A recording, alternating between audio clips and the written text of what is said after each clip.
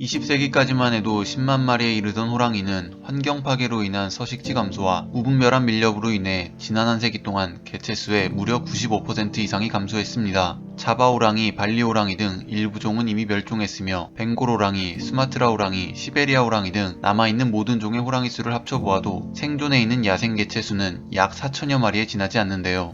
우리가 가장 많이 들어본 소위 백두산 호랑이는 여러 호랑이 중 시베리아 호랑이를 말하는데, 현재 야생에 남아있는 시베리아 호랑이는 약 500에서 600마리 정도로 추정된다고 합니다.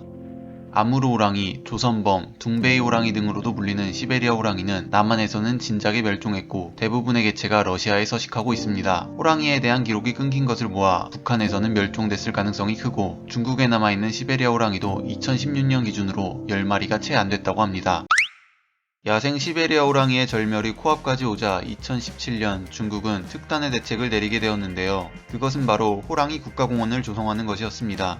즉, 나라 땅을 일부 떼어내어 아예 호랑이 서식지로 지정해버린 것인데요. 그 규모가 중국답게 어마어마합니다. 호랑이 국가공원은 연변 조선족 자치주의 왕칭, 훈춘과 헤이룽장성, 닝안, 둥닝을 거쳐 그 면적은 자그마치 1만 5천 제곱킬로미터라고 합니다.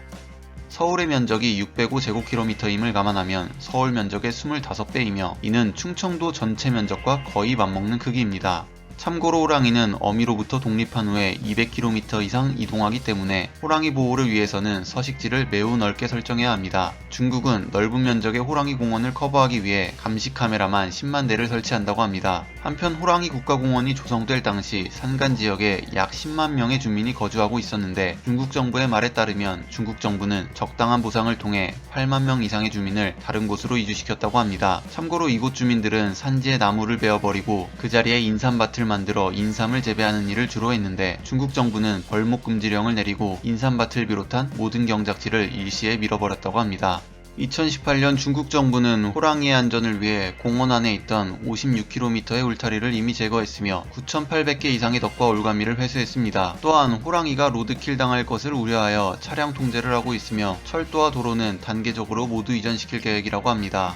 한편 시베리아 호랑이는 중국과 러시아의 접경지대에서 양국을 자유롭게 오가기 때문에 시베리아 호랑이 보호를 위해서는 중국과 러시아의 협력이 필수적입니다. 2019년 6월 시진핑 주석과 푸틴 대통령은 모스크바 회의에서 공동성명서에 서명하며 호랑이와 표범 보호를 위해 국경을 초월한 자연보호구 설립, 공동감시, 공동생태통로 건설 등에 합의하였습니다. 러시아 역시 오래전부터 호랑이와 표범 보호를 위해 중국 접경지역에 국립공원을 조성해 놓았기에 이제 호랑이들은 중국과 러시아를 자유롭게 오가며 안전하게 지낼 수 있을 것으로 기대됩니다. 자연적인 확산에 따른 호랑이 개체수 확보에는 많은 시간이 들기 때문에 중국은 인공 번식 호랑이를 방사하는 계획도 세웠습니다. 사실 중국은 동북호리먼이라는 국가기관에서 호랑이를 인공 번식해왔습니다. 동북호리먼이 진짜 호랑이 보호를 위해 세워진 것인지 아니면 호랑이를 합법적으로 키워서 거래하려고 세워진 것인지 논란이 있기는 하나, 어쨌든 높은 수준의 호랑이 번식 기술을 가지고 있다고 합니다. 이곳에서 사육되는 호랑이는 이미 야성을 많이 잃었으나 중국 정부는 이 호랑이들 중 야생에서 적응할 가능성이 큰 개체를 선별하여 야생 적응을 위한 체계적인 훈련을 시키고 있다고 합니다. 그리고 추후 이들을 호랑이 국가공원에 방사하여 야생 호랑이로 돌아가게 한다는 계획이 있다고 합니다. 사육된 호랑이가 야생으로 돌아가 번식에 성공한 사례는 이미 러시아에서 있었기 때문에 인공 번식 호랑이 방사 계획 역시 많은 기대를 받는 상황입니다. 중국의 이러한 노력 때문인지 최근 호랑이 국가공원의 감시 카메라에 호랑이 모습이 자주 관측되기 시작했습니다. 이미 33마리의 시베리아 호랑이가 카메라에 잡혔는데 이 중 새끼 호랑이의 수는 10마리나 됩니다. 즉 호랑이들이 보호구역에서 번식을 하기 시작한 것입니다. 10마리가 별거 아닌 것 같아도 2050년까지 중국의 목표치가 야생 호랑이 개체수 100마리 확보인 것을 보면 10마리는 절대 적은 수가 아닙니다.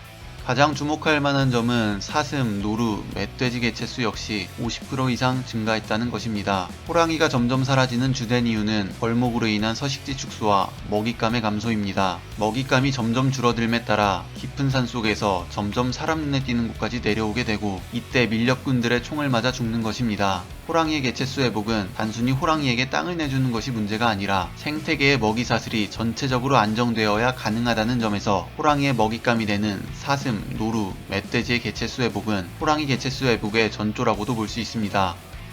인공방사 호랑이의 경우 2018년 계획을 발표하고서 실제로 방사를 했는지는 알 수 없습니다. 후속 보도가 없기 때문입니다. 아마 호랑이 공원 조성이 2020년에 완료될 것임을 고려하면 올해쯤에 방사할 수도 있을 것 같은데 아직 확실한 계획은 발표되지 않았습니다.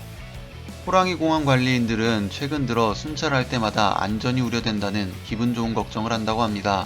이를 보아 이 지역 야생 호랑이의 개체수에 긍정적인 변화가 일어나고 있는 것만은 확실한 것 같습니다.